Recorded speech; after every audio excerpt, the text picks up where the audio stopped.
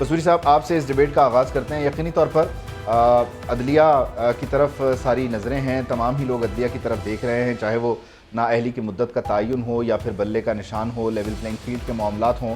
आप समझते हैं कि ये आखिरी दरवाज़ा तमाम मसाइल का हल फराहम कर सकेगा या यहाँ से कुछ कसर रह जाएगी?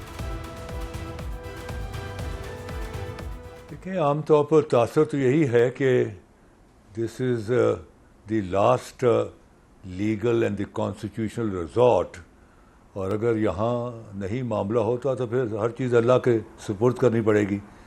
बात यह है कि पेशावर हाई कोर्ट ने जो है, इलेक्शन कमीशन ने जो विड्रॉ कर लिया पीटीआई का सिंबल बैट, उसको उन्होंने थ्रू एन इंटरिम रिलीफ उसको बहाल कर दिया। उस पर फिर आज जो कार्रवाई हुई तो उन्होंने अपना जो इंटरिम ऑर्डर है उसको विड्रॉ कर लिया और उस पिटीशन को जो है निपटा दिया थी। बात यह है जी कि सिंबल इज़ इम्पॉर्टेंट हमारे मुल्कों में इसलिए है कि हमारे मुल्कों में ख़ास तौर पर रूरल एरिया में लोग लातादाद जो हैं लोग जो हैं वो अनपढ़ हैं, वो पढ़ नहीं सकते। जी, वो अगर नाम है, नाम नहीं पढ़ सकते, उनको जो पार्टियां हैं वो सिंबल इंट्रोड्यूस करती हैं। वो ये नहीं कहती कि चौधरी अल्लाह दिता को वोट दो, वो कहते हैं बैट को वोट दो, उसी टांगे को वोट दो, तलवार को वोट दो। तो वो अपने सिंबल को इंट्रोड्यूस करती हैं, क्योंकि सिंबल जो होता है उसको अनपढ़ लोग भी पहचान लेते हैं और सिंबल को बड़ा वाइडली इसको एडवर्टाइज़ किया जाता है। जो कैंडिडेट होता है वो सिंबल के पीछे छुपा होता है, आगे सिंबल होता है। अब चीज़ ये है कि ये जो पीटीआई का सिंबल बैट है वो उससे पीटीआई मुल्क के कोने कोने में पहचानी जाती है। अगर आप उनसे इस सिंबल को विड्रॉ कर लें और कहें कि अभी भी लेवल फील्ड प्रोवाइड की जा रही है तो उस पर लोगों की उंगलियां उठेंगी, अश्काल होगा।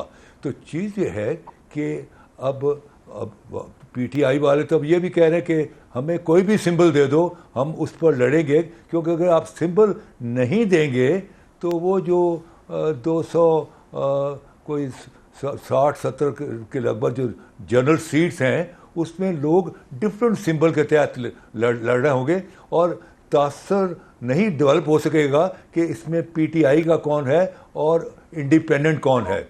लिहाजा symbol is a very important, ताकि कंट्री वाइड एक सिंबल मिल जाए। और उसको मैं समझता हूँ अगर अभी भी सिंबल उनको मिल जाए तो पीटीआई जिस किस्म की उनके सपोर्ट है, they will be able to introduce that symbol in the nook and corner of the country और पब्लिक के पास जाएंगे। लेकिन कसूरी साहब, इसमें एक मामला है, आप सुप्रीम कोर्ट की तरफ जाएंगे, ऐलान किया जा रहा है चेयरमैन तहरीक इंसाफ की तरफ से, गौहर खान की तरफ से।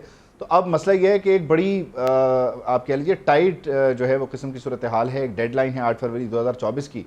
उससे पहले आप समझते हैं मामलात कंक्लूड कर लिए जाएंगे, क्योंकि बैलेट पेपर ने छपना भी है, उस पर फिर उस इंतखाबी निशान का होना ज़रूरी भी है। डू यू थिंक हो जाएगा ये?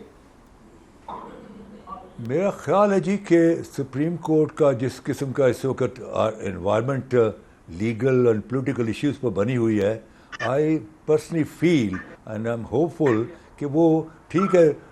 अगर बैट नहीं मिलता, बल्कि आज जो उनका जो एक्टिंग चेयरमैन उसने कहा कि हमें कोई सिंबल दे दें ताकि हम एक सिंबल के तहत लड़ें और उस सिंबल को हम अगले 1-2 हफ्तों में इंट्रोड्यूस कर लेंगे in every nook and corner of the country कि ये है निशान पीटीआई का। जब आप इसको वोट डालते हैं, इस निशान पर वोट डालते हैं तो पीटीआई को वोट डालते हैं। तो मेरा नहीं ख्याल कि सुप्रीम कोर्ट इसमें उनको इस राइट को डिनाई करेगी। वो कहेगी कि अच्छा ठीक है, अगर बैट नहीं मिलता तो what is your alternate symbol.